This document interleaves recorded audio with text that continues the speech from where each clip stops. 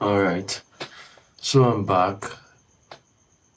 I really apologize for not showing up um, in the past 24 to 48 hours. There were actually some things that were happening at home here. Well, I can use that as an excuse, but it's not. I Let me not take that as an excuse for not showing up. Yeah, if I don't show up here, it's my own responsibility and I have to bear it. But thank you guys for watching me and supporting me because the reason I show up is because of you guys. Honestly, I even had a some mini breakdown.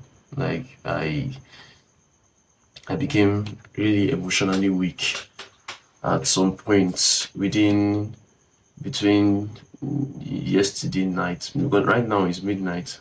Yeah, right now it's midnight, and I just got up from my bed and I was like, I must make this video right now. Yeah. So I'm here because of you guys, and I want to provide as much value as I can to anybody that is watching. So today I want I want to I want to say something that I learned recently that it's very effective in changing your thoughts, to help you change your thoughts and to help you change your mind. Recently, I recently I read a summary and it was talking about how how negative self-talk destroys our life, and it's something that I really do unknowingly sometimes because it's more subconscious than conscious. Like talking to myself negatively, thinking about what I did wrong, thinking about what I could have done better. Still, thinking about what I could have done better is not bad. But when I dwell on a matter for too long, it's it makes me start to worry about it and think negatively about myself and think that I'm bad and poor at something. So maybe some of you guys do have that habit of always dwelling on your past mistakes. Then your next day is repeating the same thing. You make a blunder, then you make a blunder, then you blame yourself again. You speak to yourself negatively, and it has now become a part of your identity. So that was something similar to what I was experiencing, and I I think I shared it on this channel that I had a conversation with a girl, and it brought me to the knowledge that I wasn't focusing on my strengths, my qualities, than my weaknesses. So that made me wanted to study more about the topic. I didn't study extensively, but I I recently I learned that our thoughts our thoughts that we hold right now, according to a scientific study, the thoughts we have right now is the same as a few days ago to 3 months ago. I think that's what he said.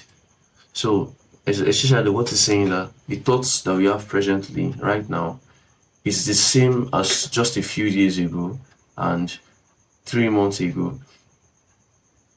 So and it went on to say that we when we have a new thought, we hold it in short-term memory. So that means we have different thoughts that are playing in our heads. We have different thoughts that are playing in our heads that are actually long term, but Any new thoughts that comes in is a short-term memory. Any new thoughts that comes in is a short-term memory, and very soon you forget about it. But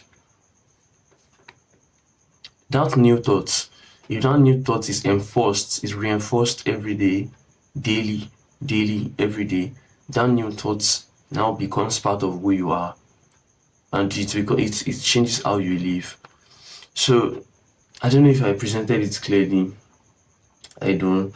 I'm still practicing explaining concepts and teaching in a way that will be understood by the layman. Because it isn't, I think it's Albert Einstein that said that if you can't explain something to a third grader, then you don't know it well. So yeah, I even paraphrase that, but that was the point. So we have a lot of thoughts in our head, and we can keep replaying thoughts in our head without us knowing, because we have so many thoughts. An average human has about 12,000 to 60,000 thoughts daily, and some of those thoughts that we have in our head could be, I don't know how to speak publicly. I'm afraid of meeting. I'm afraid of what should I say? I'm afraid of going out to meet new people. All this could actually be thoughts that we have in our head. This could be thoughts we have in our head that we are not even aware of. Maybe you could be aware of it, but they have become part of who you are, forming your identity, and not allowing you to see your true capabilities. So those thoughts essentially now start controlling you, controlling your behavior. That's why it's very, very important when when someone hires a coach, one of the things the coach needs to do is to change his belief. The coach needs to implant the belief inside his clients so that the clients can experience the change that the coach wants to see in them. So it's very, very important that those thoughts, that we change them. And so I subconsciously actually believed that I couldn't speak. I couldn't speak well. I couldn't articulate myself well.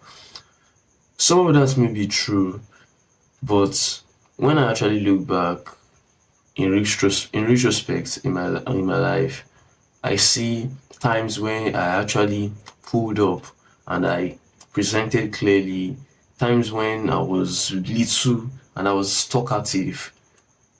Like when I was little and playful, I was talkative.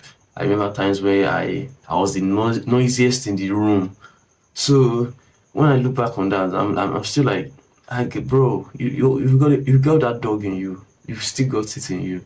You just have to develop what you actually have. It's not like I can't actually speak, but I have it in me. I have that power to speak and communicate clearly. I have it resident in me, and I just need to keep putting myself in uncomfortable situations and positions that we allow that gift to grow. So that's one of the frames I've started to think about it. But now, if that is a new thought, and I don't think about it daily, I will soon forget it. And the old thought, that old thought, it will start controlling who I am. And I would think that I can't speak to the camera anymore. I can't present myself anymore. I can't articulate myself anymore. So it's crazy, right? So how did I apply this principle? I twisted it on his head and I actually did something that actually helped my life. Yeah, so what I did recently, okay, I've actually, before this time, I remember a few months back when I was still trying to take control of my mind.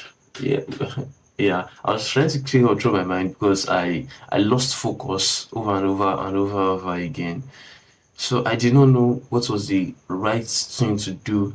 But I've seen people who listen to affirmations. I've seen people who listen to declarations and confessions. And I'm a Christian.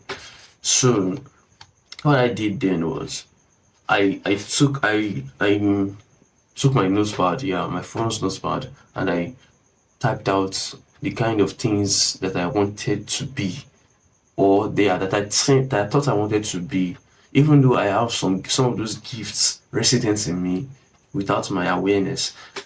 All those things, like all those kind of realities, like I am rich. I know I'm not rich right now. Like I don't have the substance right now, but I do believe I am rich, and I believe I am successful, and I will get there. I will get there in material substance. But first, I was writing those realities down, like I am rich, I am prosperous. But these were according to the Bible. They were according to what I learned from the Bible, that okay, these are the realities of God's word. And I was declaring that into my life. I was declaring that into my life every morning. At a point I started listening to pastors who make declarations. I started listening to them, listening to prayers, and I did it every morning. And it was very, very amazing because my mind was where it changed at that moment. It's something I have to get back into very well. But recently, it's just even now I actually understand what I actually did then. But recently now, I got I just took the Bible and I played it in the background while working. I just played it in the background while I was working and doing stuff in the house, and my mind did not wander off. Even though my mind wandered off, I left it, because what I also learned was that our mind receives our mind does not know whether what the input we give it is true or not. Our mind does not know whether the input we give it is true or not. So whatever inputs that comes in, it receives it. It sees it, whether it be in the background, every sensory input, every sound, it receives it. So I was taking advantage of that okay, I'll keep playing the Bible in my ears until it sinks into my subconscious. So instead of people's thoughts, people's negative words and thoughts against me controlling my life, and instead of that horrible thing I watched on the TV affecting my thoughts, I have the Bible playing in my ears almost throughout the day, which helps me which helps me control which helps me focus and control my mind, and my mind did not wander off just like that. So it's just by the way you can change your thoughts and not be a slave to negative self-talk, is by declare should I call it affirmations? I don't know. But in my own context, it's about declaring who you are, who you truly are, by saying what you want to see in the present. I am blessed. I am wise. I know what to do. I know what to do. I I am a fast learner. I can learn. I am not weak. I am strong. I'm not saying you should lie to yourself, but when you start looking at your positive qualities and you start to shine a light on it, you unlock more of who you truly are. One of the things negative self-talk does to us is it shines our light on our weaknesses. So we think that we don't have anything. We think that we don't have any skill, any ability, and we undermine who we truly are. But if you can, but if you can position your mind to start thinking in the positive direction about what you actually have. You see what you can actually do and what you could actually be. So that's my sermon. That's my sermon this morning. But yeah, you can play things in the background and allow it to sink into your mind subconsciously. Play positive things. Play the Bible in your ears. Play, I don't know, motivational. I don't know if motivational works for people. Honestly, for me, I listen to a lot of motivation. It ain't working. Maybe you could play a book that talks about your mind. Maybe some Tony Robbins. You can play it in your ears. Listen to it in the background. All these things, all this material that actually influence you in a positive way. That actually tells you that no, you are better than this. You can become better.